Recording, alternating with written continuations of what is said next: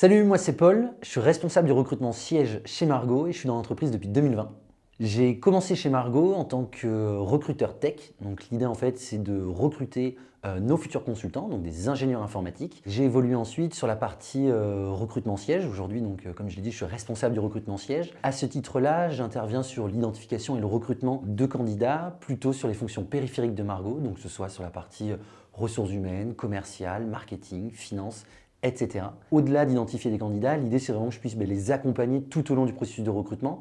On a plutôt un processus de recrutement en 3 étapes et l'idée ça va être vraiment en fait de briefer et surtout de débriefer les candidats de chacune de ces étapes pour qu'ils aient tous les éléments et qu'on puisse mener ce combat ensemble et si possible aller au bout.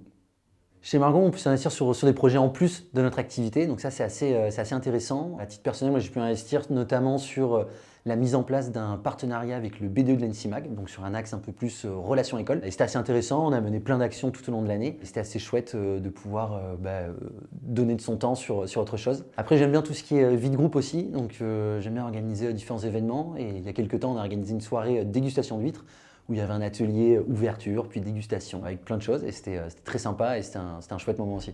Pour être recruté chez Margot, je pense qu'il y a 2 éléments essentiels, ça va être l'exigence et la bienveillance. Exigence pourquoi? Parce qu'on est à la recherche de personnes qui vont avoir vraiment envie de réussir, qui vont être prêtes à se donner littéralement pour Margot, qui aiment les résultats. Et après bienveillance, parce que c'est important de réussir, mais pas au détriment des autres, et ça c'est un axe qui est très important pour nous, et qui va et qui doit perdurer chez Margot.